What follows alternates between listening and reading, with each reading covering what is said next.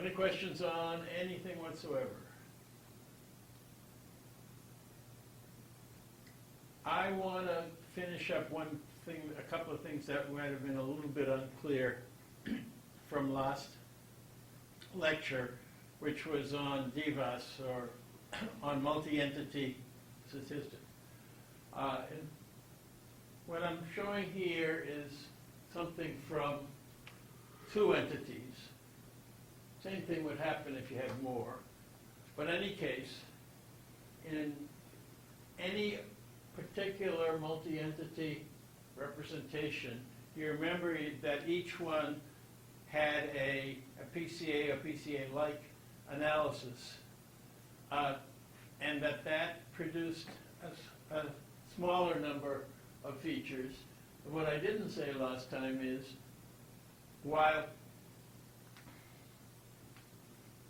you can have at most one less than the total number of cases, training cases, number of features, you typically will choose fewer, right? Because you will look at those eigenvalues and you'll do a cutoff on the basis of beyond here it's basically noise, right? So I'm assuming here that you have M1 of those features, M1 that were got by taking the original set of features and dotting them against the PCA eigenmodes, the first M1 of them.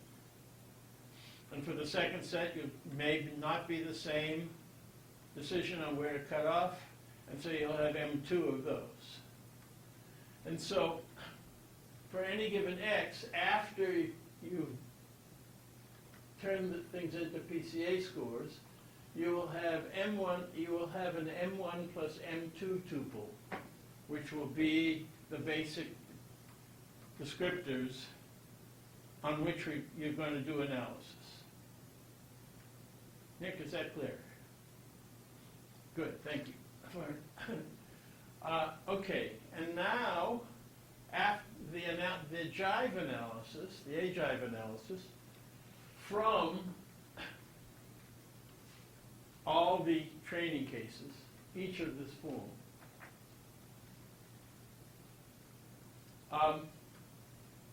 you derive a joint space, an individual space for entity 1 and an individual space for entity 2.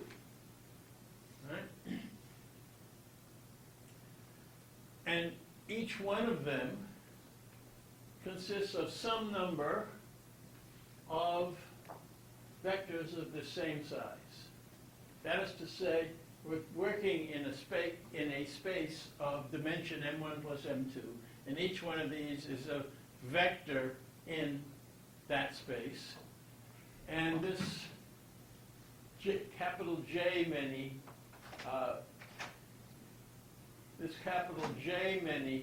of those features span the joint space, right? So there may be 2 or 3 or 4 elements that have been chosen to be in the joint space, and they're spanned by these, and the analysis drops out those spanning vectors, a set of orthogonal vectors spanning that space, right? Likewise, the analysis yields a basis that I call D here for the individual 1 space. These are also orthogonal vectors, and in fact, this whole space is orthogonal to the J space. So all of these guys are orthogonal to all of those guys. All of these D things are orthogonal to all of the C things. And likewise for I2, these guys are not necessarily orthogonal to here, but they are orthogonal to the joints. They're orthogonal, of course. Each one of these is an orthonormal basis set, right? So you get 3 orthonormal basis sets of each of its own size. Typically the joint space is small, And then the issue is, how do you do statistical analysis? Right? How do you do, for example, classification? And for example, if you want to only use the joint features, then the training on the statistics will be from the x's in the class 1, and for each of them you will dot it with each one of these, call this C, dot it with the respective basis elements of the joint space, and you will get capital J scores, right, by those respective dot products. And if you do that for each of the ones in class 1, you get,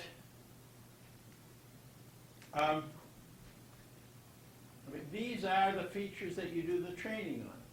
So in other words, there will be a capital J tuple for each training case, and then you'll do standard DWD in this J-dimensional space. Likewise, for the class of the other classes' training cases, you'll get their scores. They will also be in that feature space, and then you'll have the two J-dimensional feature spaces that you can do DWD on. Right? Quay, is that clear? Okay. If, for example, you were to decide that you wanted to do your statistics on, for example, the joint features and I1 and I2 features, well then you would get each X dotted not only with the C's but also with the D's and with the A's, and you would get that size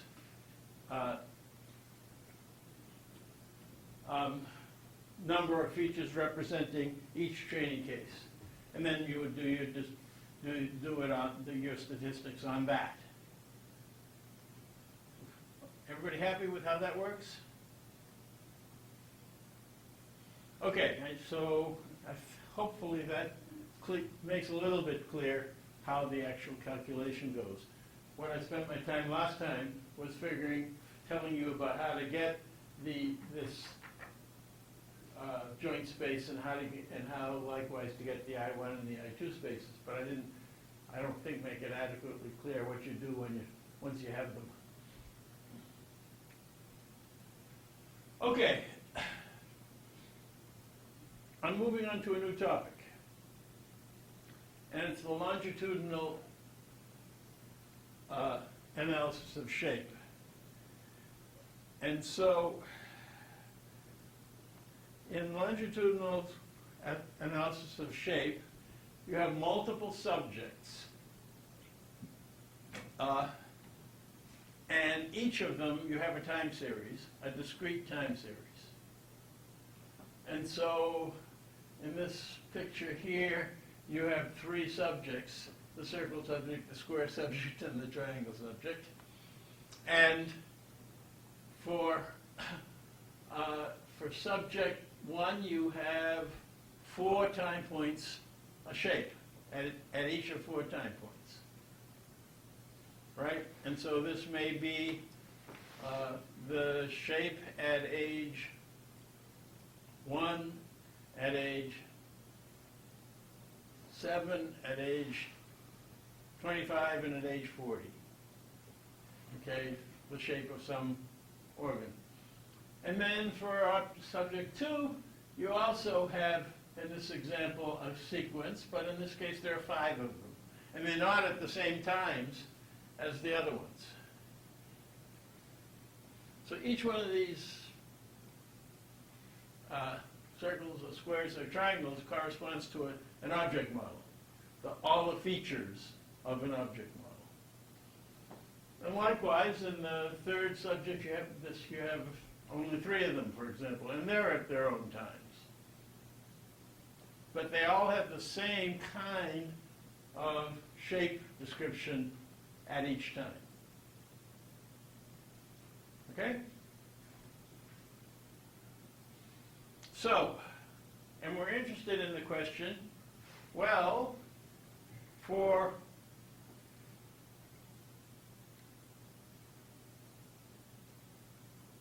each subject, how does the shape change over time? But on the average, how does subjects change over time?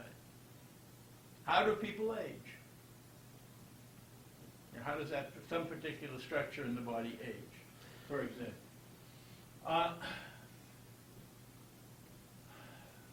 So we have this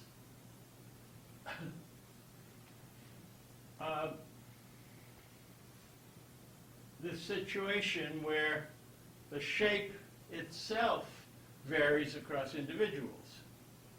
You know, some people have curvier hippocampi than other people. I don't know, whatever, right? The shape is different per individual. But you also have the temporal paths being different. And the selection of positions along those temporal paths, temporal time positions, vary. And there's a general question of starting time. My daughter Tonya, who her older daughter was with us for the last wonderful week with her, because she's a junior in college. But anyway, Tonya was born as a preemie, 3 months early. So she was born just over 1 kilo in weight.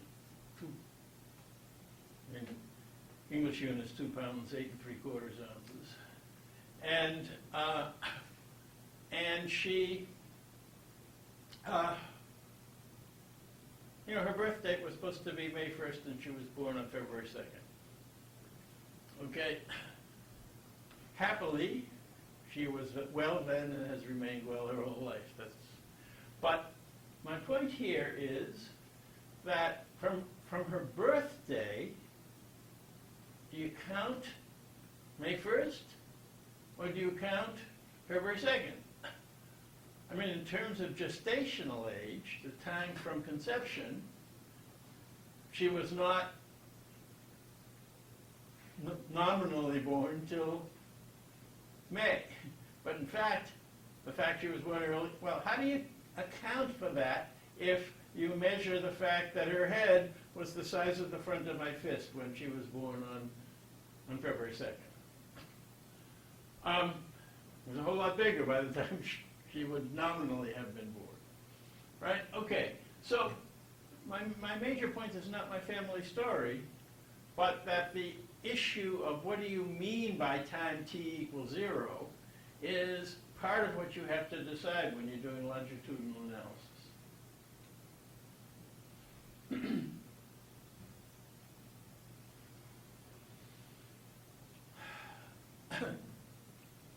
There are 2 general approaches to longitudinal shape statistics.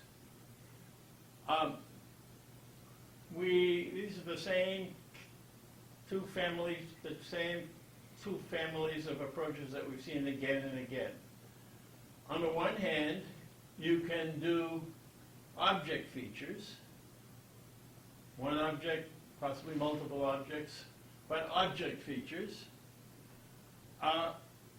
And we understand that the object features live on a manifold.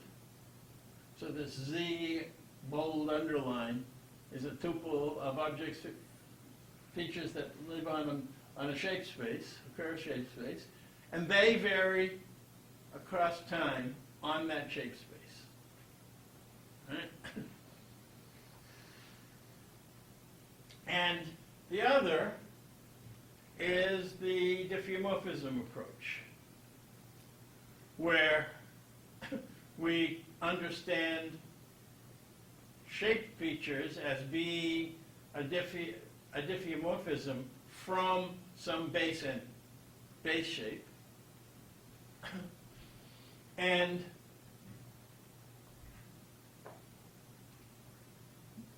that diffeomorphism varies across time. Right? So this is the phi of x underlined in t, where x is your basically your ambient space, the space in which the objects live, 3D space, for example. We're going to be spending most of our time on the second of these because you already got lectures from Tom Fletcher on the first.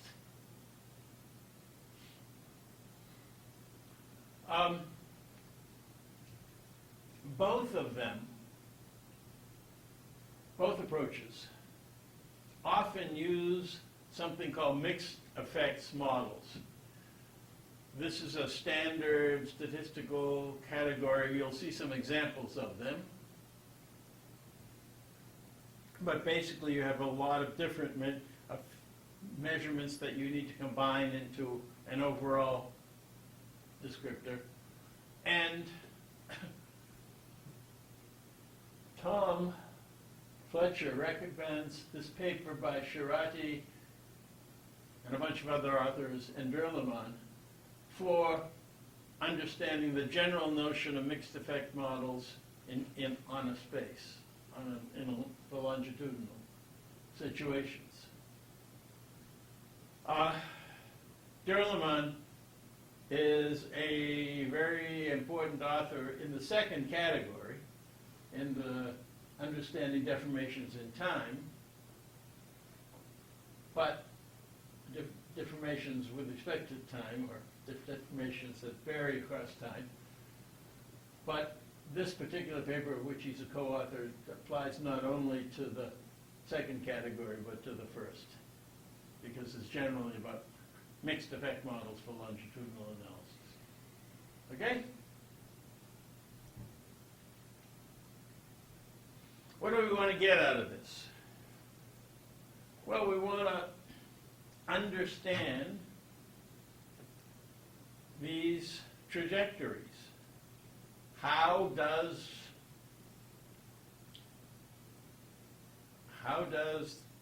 shape change across, some particular shape change across time? And how does that change vary among subjects? So this yields, an understanding of the population-based situation over time, such as the situation in which how does some particular structure or group of structures in the body vary in general across people. Okay, so for example, in the brain, gray matter, you lose gray matter as you age. Okay, those are your processing units. And when you do, the space that's given up is filled with cerebrospinal fluid, which are formed into a part of the brain called the cerebral ventricles. And so you then can learn at what rate on the average do the cerebral ventricles grow with age.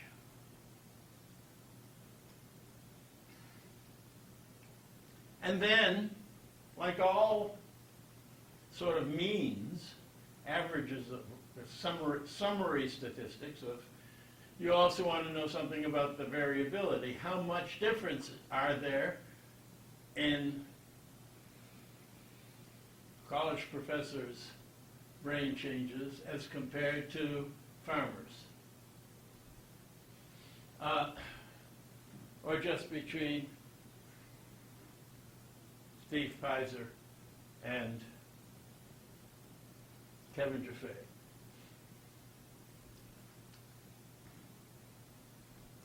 Okay, so I now move into the part of this lecture that's on the particular approaches that work via space deformations. And a particularly good paper is one by where Stanley Durleman is the first author. You will see also the name of Guido Gehrig, who used to be on our faculty, later was at Utah, and at the present is, and for the last few years has been on the faculty of NYU, and with whom we still collaborate. There are other names in the field that Alain Rouvet is a Frenchman who's done some very important mathematically oriented work in shape statistics and especially in LDDMM methods and so on. Okay. Nikolai Ayash is another that you'll note. He is the head of a major medical image analysis unit at INRIA Sophia Antipolis, France. Okay, any case, what I'm going to be telling you is taken from that paper, albeit one that's 10 years old. Right? And there have been things that have been proved since then, and we'll talk about some of those further developments. I won't say improved, but further developments in the last 10 years. But I want to emphasize that they spend a lot of time in that paper talking about two categories of the type of analysis. I think they call it subject-oriented and time-oriented. But anyway, I have taken the liberty of mixing and matching. That is to say, describing something that they might not exactly recognize as one or the other, but that gives the general idea. So with apologies to Stanley and all these others, I'm going to give you my impression of that work. Okay, so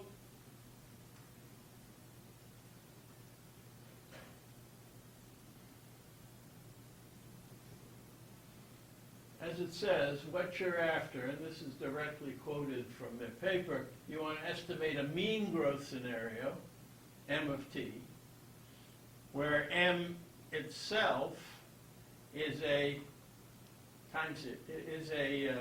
shape description. In this case, a diffeomorphism that's represented in the population and how it varies in terms of how shapes change among themselves across shapes, and in how the shape varies across how the shape variance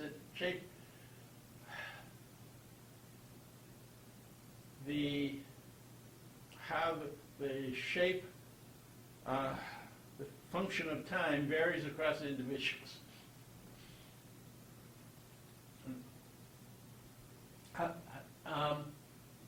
Sort of individual by individual, how their shape is changing over time.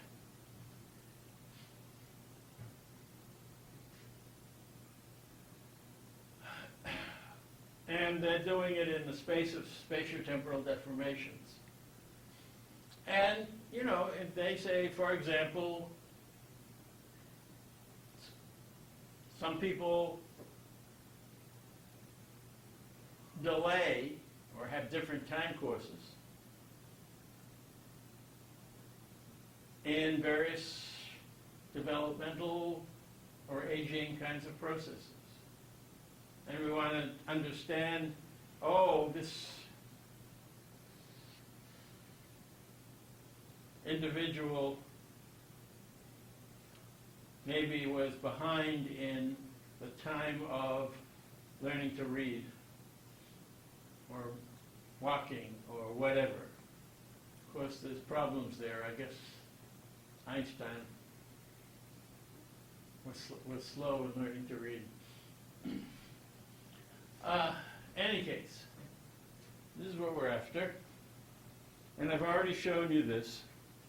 And I have talked already some about these issues, but I want to repeat them. We need to do subject by subject deformations across time. We want to be able to do, we want to be able to have an atlas of temporal changes. This is distinct from like an atlas in a manifold sense. It's an atlas in the sense of a collection of maps. The same. You want a basic. This M of t mean sort of typically, but some basis set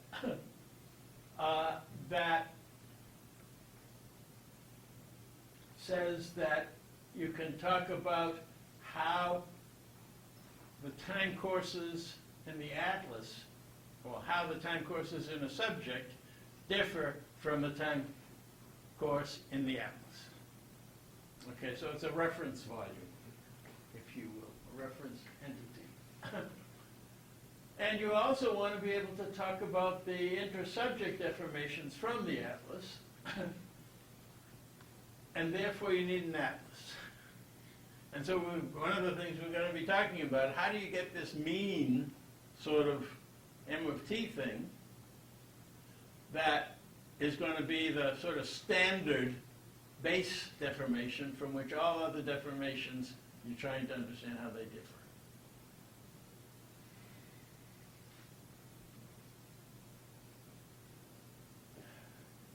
In medicine, you certainly want to be able to include covariates, not just the shapes, but you'd like to know what the age of the actual person.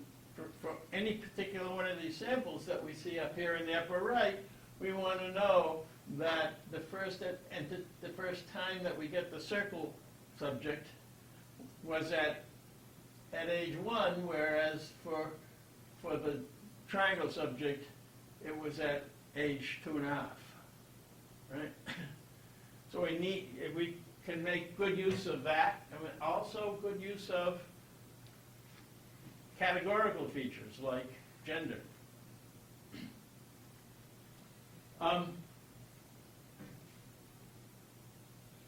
And after all is said and done with this complicated statistics that we're going to talk about, there has been interesting work on bringing this type of analysis to deep learners. And I give you reference to one of, I'm sure, many, many papers that have been trying to do deep learner type analysis, whether because it may perform better than the statistical methods because of doesn't have to make some of the assumptions, or in any case goes a whole lot faster than the statistical analysis. But I'm not going to talk about machine learning beyond to say that there has been work on machine learning.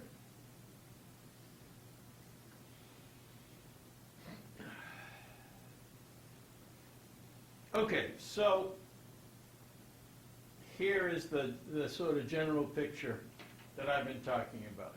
You have this black curve, which is some atlas, some basic descriptor of how people move, how people, whatever it is, how the geometry of something changes across time. And it need not be the mean, the atlas, but if the atlas is something other than the mean, then you have the issue of describing the mean as a deformation of the atlas. You have a number of subjects, and for each of them, you have a longitudinal, temporal, a time series of how that subject's moves, has changed, the object has changed shape across time. And each one has its own interval of time that it is known for. And of course, each one of these is in fact sampled, and sampled differently for each subject, as we've indicated down here.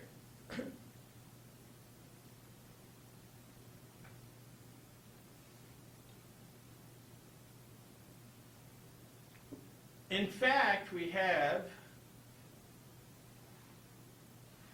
a different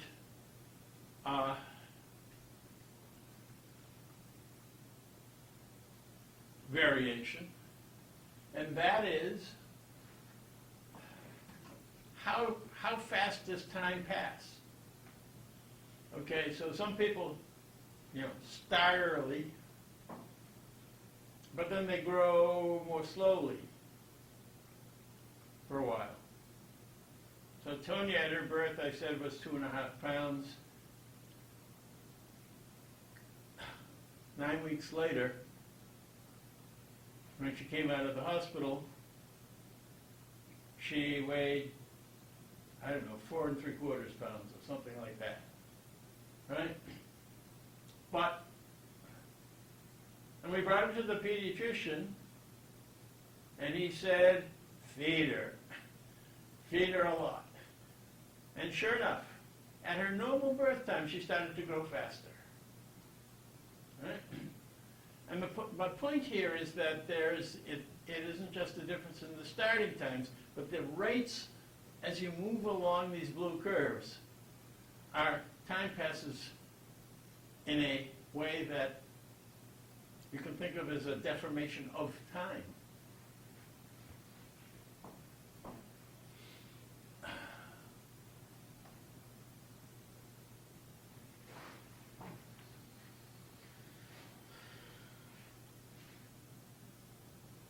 Okay, so in this paper by Dulerman et al., you have this notion of that there's this atlas, and the atlas corresponds to an atlas object, or group of objects, but anyway, an atlas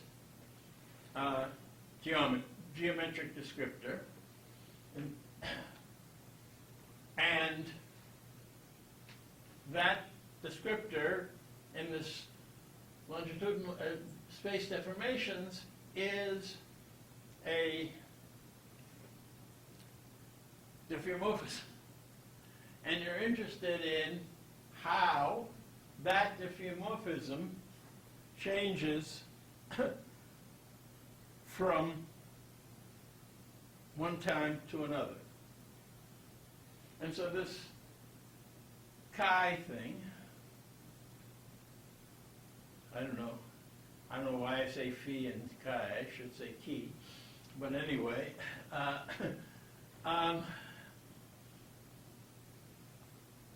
this chi thing is a descriptor of the diffeomorphisms that happen in the object in M, in your atlas object, if you will, across time. Right? And a different object will be seen as a deformation of this atlas object, and its time course will be understood via the diffeomorphism between this object and that object, the atlas object and this object, by this transformation here, which is, right, the temporal deformation of the object, the square object, is going to be understood by, if you will, bringing the square object back into atlas space, then applying the time course, and then putting yourself back into square space, into subject space.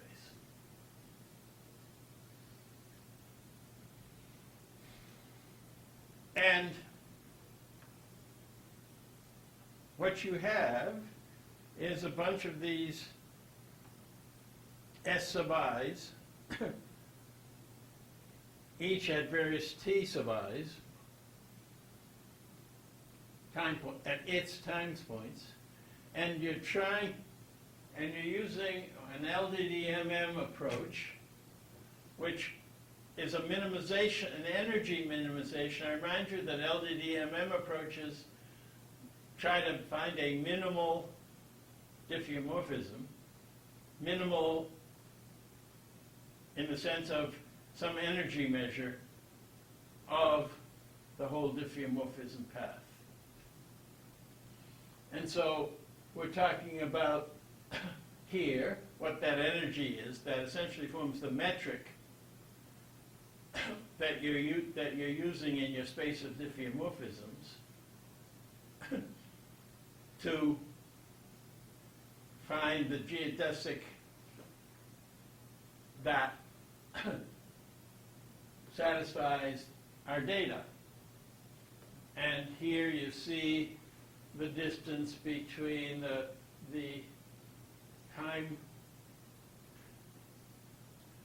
time variation at time ti of m0 and the SI that is the data for the ith object at that time. And like all energy functions, you always have a regularization term in your optimal. Questions?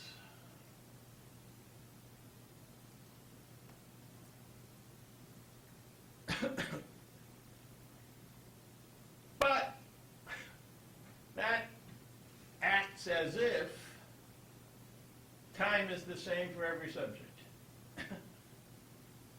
And that's not so. We just said that you need a deformation on time. And so we're going to have this overall deformation be this temporal deformation, but in deformed time. And then you need the time parameter to be deformed time.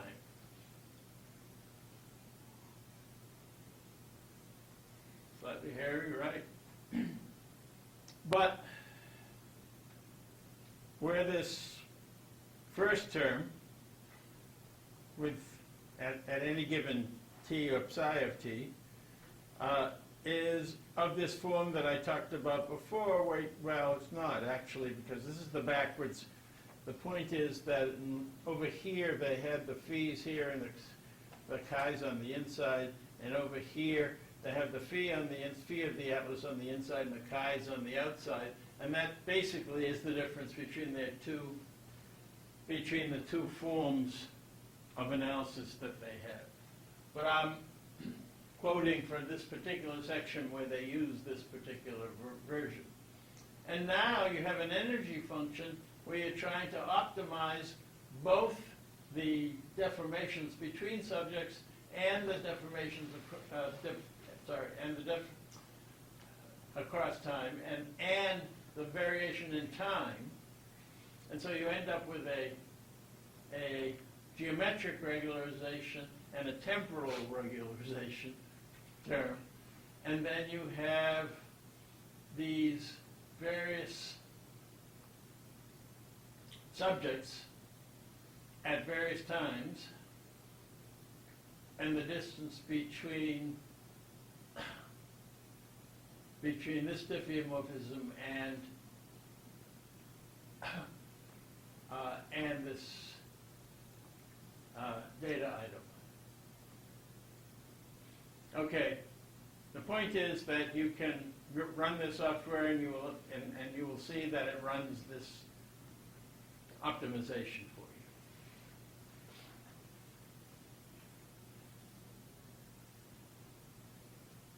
But I said, you need an atlas. What should be your atlas?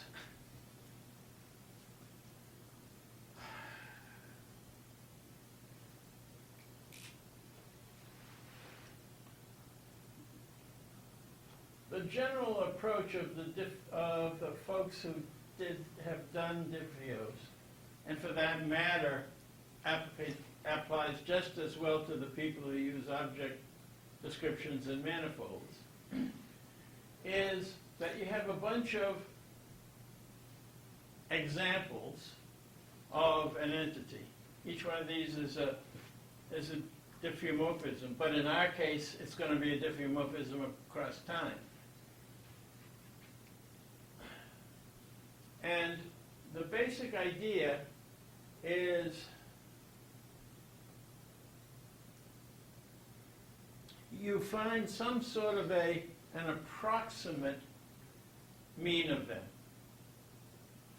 That approximate mean, for example, may not involve bringing everybody into the same, worrying about how time varies, how this psi of t business.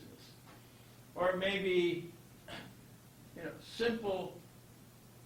If you have a momentum function, that is a set of vectors as a function of positions in free space, right? For any given, so if each one of these is a diffeomorphism, you have this large 3D array of vectors. And you might just average each vector in a straight old Euclidean average, right? And on the basis of that, you get some sort of a approximation of a mean. It's not the right mean because you really want diffeomorphisms of the vectors and not just the vector average, but you get some half reasonable average.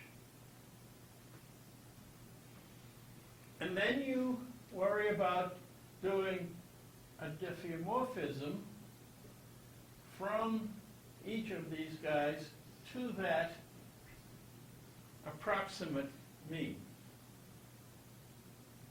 So each one of these guys is a diffeomorphism.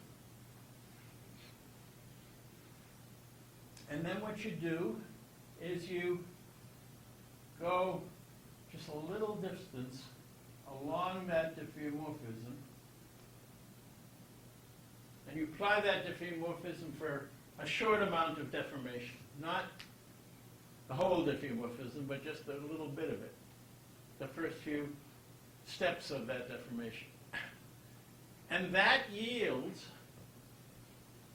versions of these shapes that are closer to the mean. If they're closer to the mean, if you apply this relatively stupid, relatively simple averaging to them, it'll be closer to what you want, right? Because essentially it's just a linear approximation of what some curvilinear thing is. And the closer you get to the place you want to be, the better the linear approximation is. So you get a new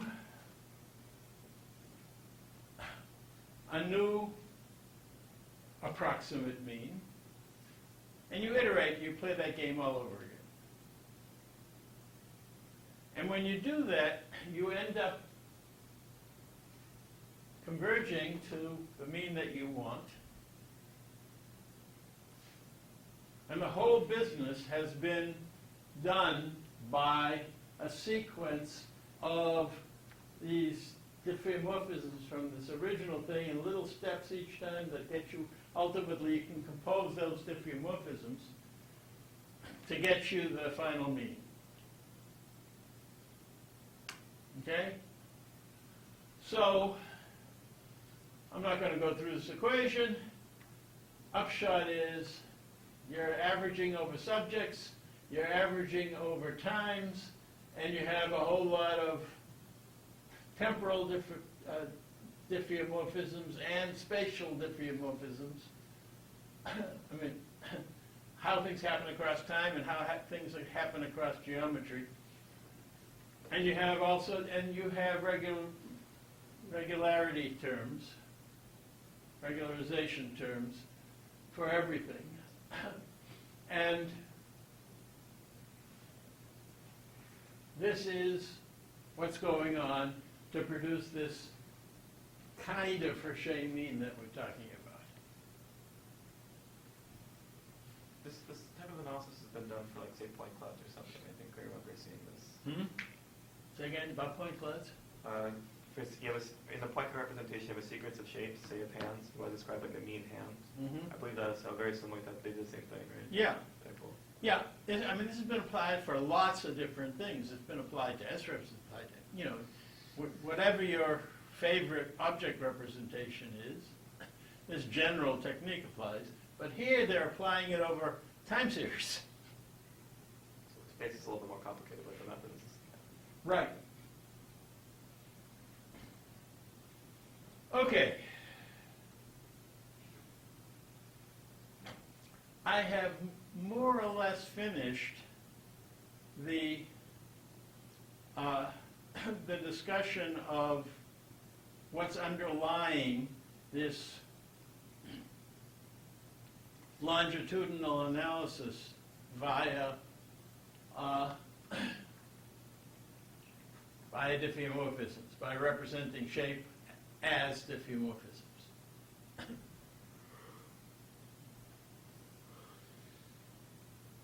But I now want to come back, and I want to treat an additional aspect, and the paper that describes that actually works back in the shape space, on the manifold of object descriptions rather than in the space of all diffeomorphisms.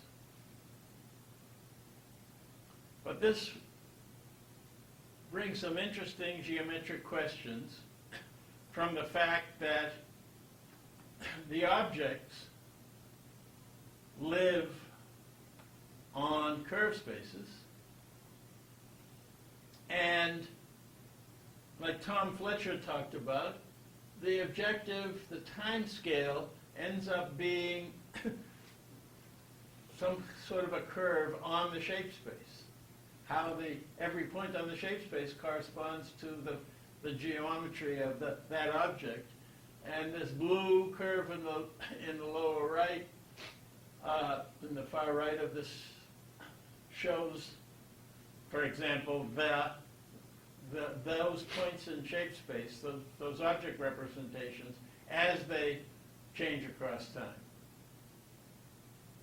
And typically you're talking about them being a geodesic across time. But as Tom told you, geodesics are specified by essentially an intercept, a point on and a slope, a starting direction. They are like in flat space what a line is. To get a line, you say on flat space, in Euclidean space, you get a point, and you get a direction, a slope, and that specifies the line, right? And then he also talked about polynomial generalizations, like quadratic approximations or cubic approximations, where the behavior of this curve is the curve itself can curve in a polynomial sort of fashion. It's sort of like approximating data not by a line, but by a quadratic curve or a cubic curve. In any case, this blue curve that I'm talking about is one of those. It's whatever you're using. And in this case, they are using ordinary geodesics. So it's just the line approximation. And this is work by Sungmin Hong at NYU when he was a doctoral student there. I was on his dissertation advisory committee, but not with respect to this particular paper. I'll mention, by the way, that his paper, his dissertation, which involved longitudinal analysis of shape, was done on CMREPs. That is to say, the kind of skeletal models that Paul Yushkovich lectured to you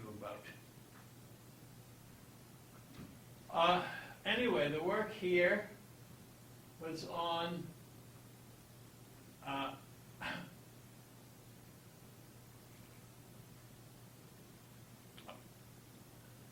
temporal changes associated with autism. And Guido Gehrig was his dissertation advisor. James Fishbaugh was in that department as an assistant professor and was contributor to this work. And James is today here in Chapel Hill working for Kitware. And so if you want good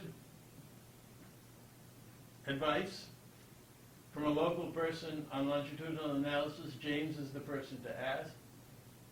Wolf, I believe, was another doctoral student in that group.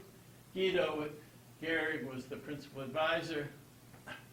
And the IBIS network is the network of a bunch of medical schools that are collaborating on studying autism and providing data. And as you can see, this paper is 6 years later than the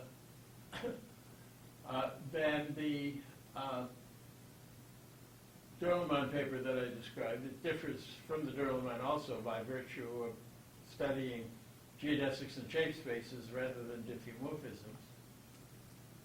But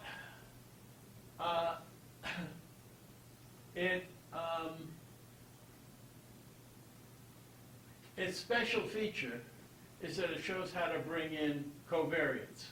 So not just shape features, but features like age or gender.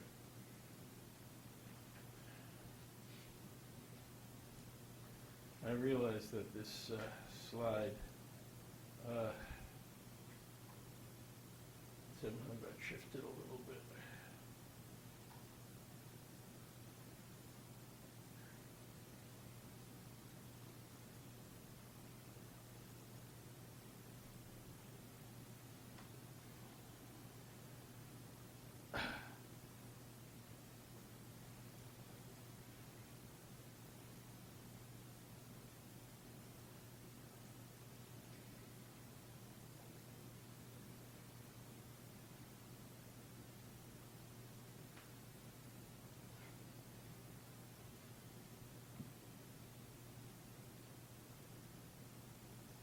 All right.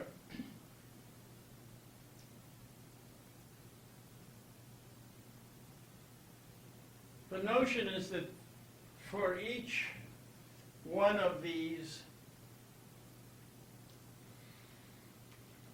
sample shapes, you have a value of the covariate, right? So, and somehow or another, there is these various samples from which you're trying to get a regression, And in order to be able to handle the statistics on the covariate, you need to map them back down onto the atlas, so that they associated with a time on the atlas, which may not be the time at the age time. And so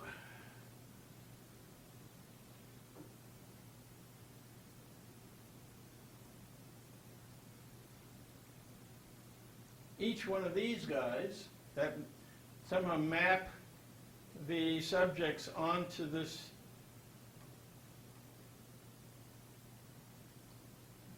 sort of mean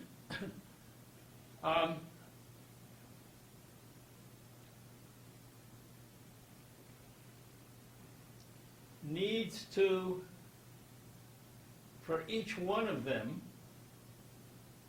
somehow contribute to the creation of this overall time series here.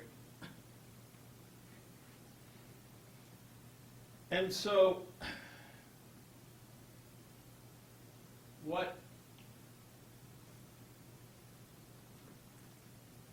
Hong has suggested is that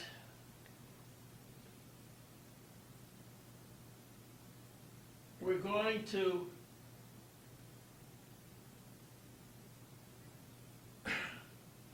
predict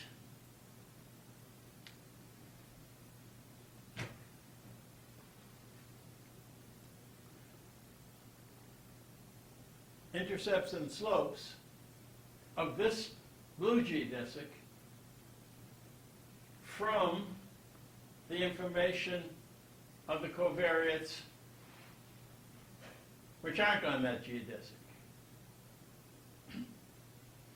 And so the prediction of the slope, I don't know which one's which, is this f of beta, and the principle of the geodesic direction is this g of theta. Or vice versa, I don't know which one's which, it's not important to our argument. But you have these two predictors, and so you're talking about, first of all, having the trajectory of each individual be given by finding a slope and intercept. So the bi, tij is the linear part, right? That's the linear change along that trajectory as a function of time, but mapped onto the curve, the shape space, mapped onto the curved manifold, and you're trying to find how to fit this subject's data to by a geodesic. And this says that you want to get an intercept and slope that each is linear over the sample values of those ages. Complex, mind-blowing stuff. And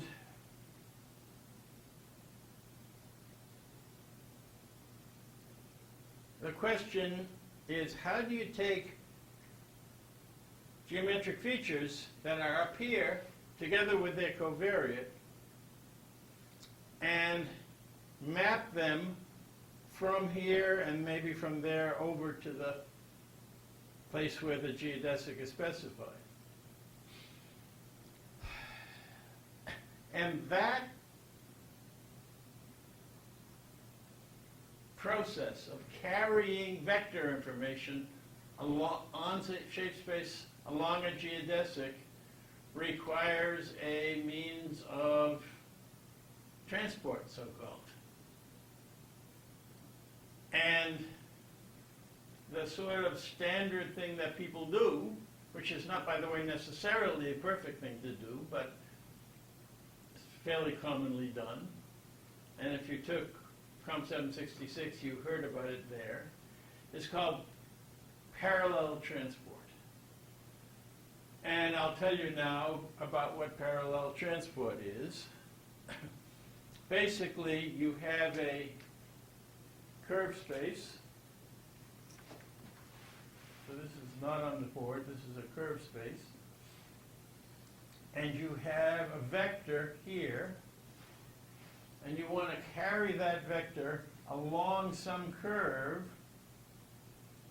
to become a vector over there, at a different position where the space is curved differently.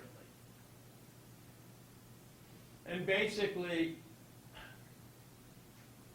this curve that you're going to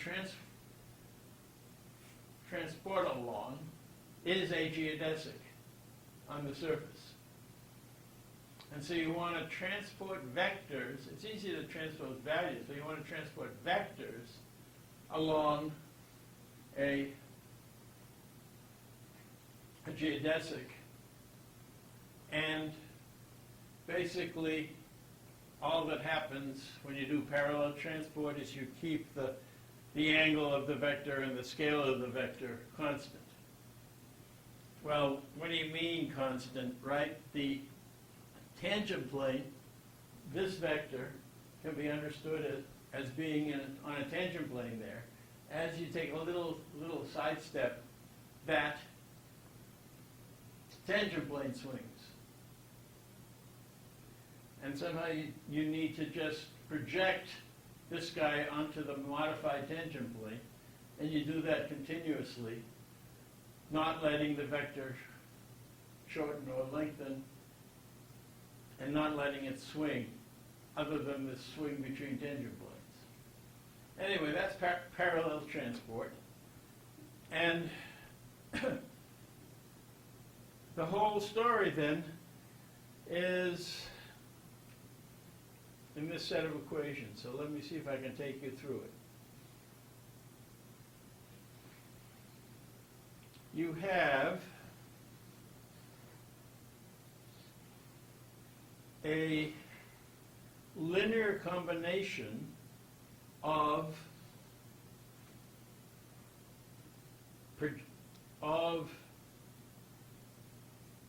intercepts.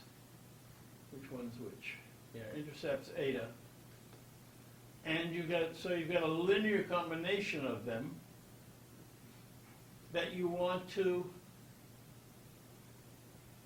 map onto the shape space. And that gives you this thing called f of the eta tuple.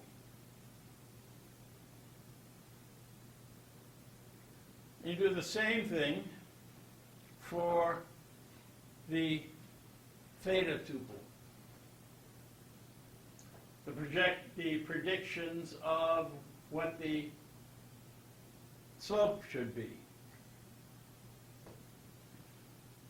I think there's an error here. This should be yeah, that's right. This should be no, this is right. Okay, but with the same sort of combination here that I didn't rewrite. And then you estimate what these weights should be. That's the linear mixed models thing that's going on here. By saying, I want these predictions here for the betas to be close to our estimates of them at the various subjects. And I'm going to have a similar equation for the gammas, which are the weights of the slopes. And the whole trick, the whole general underlying approach is that you're doing linear things, but they are linear in the sense of geometric properties of the manifold, the shape space. But the linearity is made nonlinear by carrying those effects onto the manifold. Okay, so the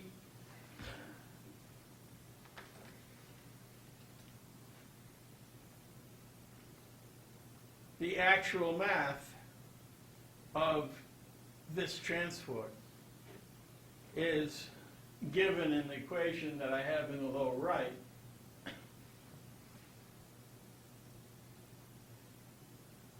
And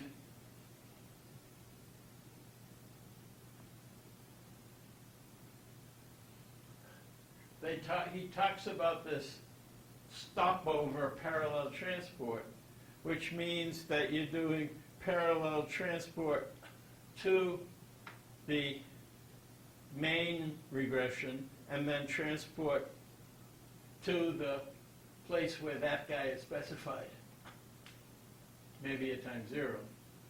He isn't talking at all about temporal stretching of space, but that you could use that. Yeah, go ahead. No, I was just going to say, like, has anyone tried that? Oh yeah, he did. In their paper, the one I quoted 2 slides ago, they actually did that on some specific data and got some useful information from it. Okay. Oh, I was thinking more in the sense of, like, stretching time as in, like, in the relativistic sense. Oh yeah, that's been done in the Euclidean space already a good deal. Okay, this longitudinal statistics is not, that I'm talking about, is not novel for statisticians, except that it's being applied to diffeomorphisms, or it's being applied to object geometry that is on curve spaces. Okay, but the curve space is the feature space. The curve space is the object, in the case of object descriptors, we've understood them to live on a curved manifold. Okay, so they're, we've talked about the polysphere as a manifold, as a shape space. That's the shape space we're talking about. The nice thing, if you will, about the Diffeo method is that the momentum that is used as the geometric descriptor of a diffeomorphism is all at the identity diffeomorphism place. So the manifold of diffeomorphisms is itself curved, but at one particular point on it, the identity point, or the place of the identity diffeomorphism, you have something that you've linearized by essentially being on the tangent plane to that space of diffeomorphisms at the identity point, at the place for the identity diffeomorphism, where you haven't actually carried out the diffeomorphism. You give it, you take that and you take a geodesic on that, a specification of a starting direction in it, and then which is that momentum, and then that carries you, that is the diffeomorphism, because you go along the geodesic of whatever you're on. Wait, so go ahead. So the diffeomorphisms, they form a space as well, but that's not the same. They form a space, but the statistics is done on the tangent space at the identity. And that's a linear space. That's a Euclidean space. Okay, the geodesic is which manifolds? Is that in the object space or the Okay. like The space of all diffeomorphisms is a curved space. Right. Here is the identity diffeomorphism. Right. You can understand. Okay, this gets confusing by the 2 uses of the word T. You have the artificial time along which you apply the diffeomorphism. So it just takes you from this identity diffeomorphism at time t equals 0 to time t equals T equals 1, which gets you to the actual diffeomorphism. And that path is on a curved space of diffeomorphisms. But since you understand what the metric is, once you know what the initial direction is, you know what the diffeomorphism is. And you just need to run it for time t, and you're there. So you run it for time t, and then the endpoint, That's a place in the space of diffeomorphism, and that's the diffeomorphism that you're represented by its momentum, its initial direction at the identity.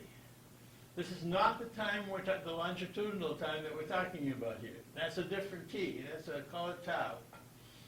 Okay, and that tau is what we're talking about for all the t's that are on these slides, which have to do with how that diffeomorphism itself varies across time. Okay. I think, okay, that makes sense. Okay? The difference, though, the nice thing about the diffeomorphic analysis is that it all takes place in flat space. And you're just using the underlying diffeomorphism as a means of extending positions on that flat space onto the curved space of diffeomorphisms. Okay, so Whereas, you want to finish? Shall I finish the sentence, or do you want to ask your question? Okay. Whereas, in the case of geometric object descriptions, the space in which you're doing the statistics is itself curved. It's the space of geometric descriptors. And then you're worrying about geodesics on that space to be able to do all the distance functions and so on, the geodesic distances and so on, that you need to do statistics. okay, and so this works because you have every diffeomorphism along that geodesic corresponds to some new geometry relative to the old one. Okay. And so, in the longitudinal statistics that we're talking about, on the flat space, at the identity, this is the Euclidean space, at phi equals I, the identity, diffeomorphism, you have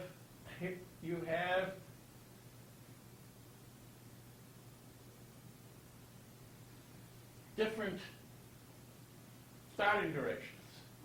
And what happens across time is, I'm talking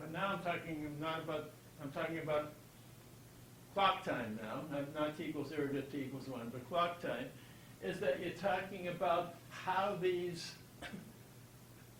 momenta vary as that kind of time goes on.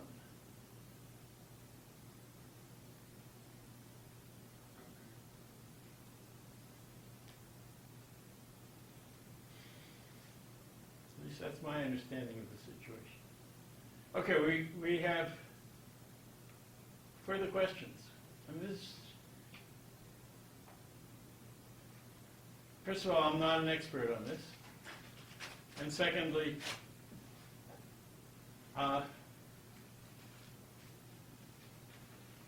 it's fairly mind-blowing because you have to understand the whole general notion of longitudinal statistics and about geodesics on curved surfaces. That said, I've done my best to give you an idea what goes on, and if you have to do longitudinal statistics, I've given you some papers to read, and hopefully you have the wherewithal to understand them now. Okay, so we're done with this subject of longitudinal statistics, and I will be